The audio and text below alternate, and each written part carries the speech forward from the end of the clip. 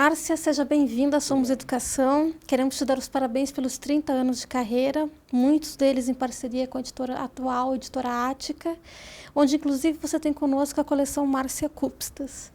De novo, seja bem-vinda. Muito obrigada, é um prazer estar aqui com você. Você acaba de lançar o juvenil Quem Quer Ficar, Quem Quer Partir, um livro que conta sobre a relação de 3 amigas. Um mistério as separa por 20 anos, mas elas conseguem se reencontrar e ter a chance de acertar as contas com o passado. De onde é que vem a inspiração? Como é que foi escrever esse livro? E que surpresas os leitores podem esperar dele? Tati, eu gosto muito de histórias que se passam em 2 tempos. Eu acho fantástico você poder ler um enredo que hoje desenvolve uma trama que, na verdade, começou há 20 anos, né? E por conta de uma série de coisas na minha vida, eu comecei a reencontrar amigos e amigas do passado, né? E era muito interessante, muito curioso você ver o que a vida fez com elas, né? E imaginei como seria esse reencontro se houvesse realmente nessas minhas personagens alguma coisa realmente marcante e misteriosa. Então o enredo procurou ter essa aproximação das mulheres de hoje, mas uma solução de um enigma, uma coisa que ficou forte no passado delas. Então foi uma rara incursão minha no livro de mistério, vamos dizer assim, né? Então há um grande suspense, que é o que o leitor vai encontrar, né? Essas mulheres hoje, elas são realizadas, cada uma no seu estilo, na sua vida, mas há uma coisa marcante que ficou lá que não foi resolvida completamente. O que é essa coisa? Como que elas vão conseguir resolver isso? Então, acho que isso que vale a pena ler no livro. Só lendo, então. É. O que você mais gosta em Quem Quer Ficar, Quem Quer Partir? O que essa história tem para ensinar aos jovens de hoje? Eu não gosto muito da ideia de ensinar nada para o jovem. Eu acho que a literatura não é manual de bom comportamento. Acho que a literatura tem que ser uma boa literatura. E o que eu quero que o jovem leia é uma baita de uma história, com personagens que pareçam gente de verdade, né? Eu acho que fica claro quando você está lendo se um personagem é um personagem de papel, quer dizer, ele é um pretexto para discutir uma ideia, ou se ele é um personagem de carne e osso. Ele é alguém que respira, que parece que é alguém que você poderia conhecer, que você poderia conviver, que você poderia ser você, né? Então, o que eu faço é uma literatura que tente passar essa verdade. Eu acho que quando você consegue isso, o que fica para o leitor é isso, uau, né? Que história! Então era por isso, então é aquilo. E o comportamento das personagens é que muitas vezes vão criando pontos positivos na vida do leitor. Então, sei lá, eu encontrar alguém que tinha um sonho, por exemplo, de querer ser uma cantora, né, batalhou 20 anos para conseguir isso e realiza, mostrando isso com toda a sua garra, talento, mas também determinação, é uma baita história de força de vontade, é um ensinamento. Mas não que aí uma vontade prévia de, olha, você vai aprender a fazer isso, não. Eu acho que a literatura não pode ser pretexto. Ela é texto, e bom texto acaba passando boas histórias e, claro, que aí transmite muitas informações e uma formação para o leitor. Certo.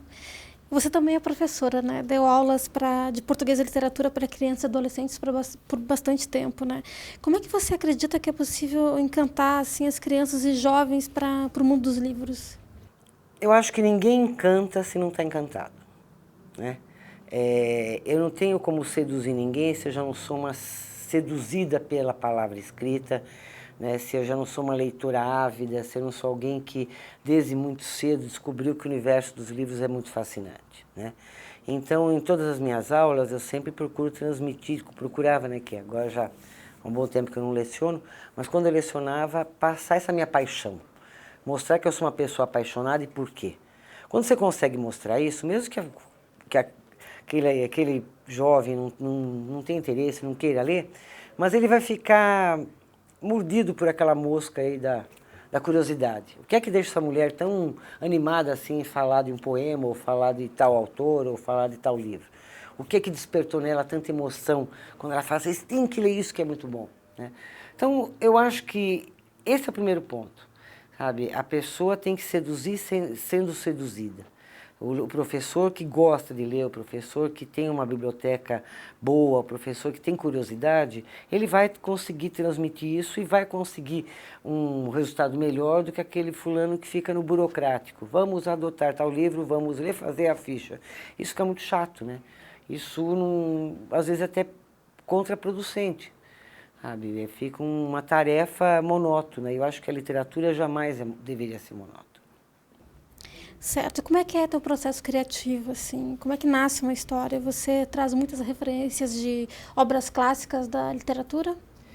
Primeiro, como nasce uma história, é tão difícil explicar como assim, como é que surge um gol, né? São 11 jogadores de cada lado, em hipótese todos eles conhecem as regras do jogo, né?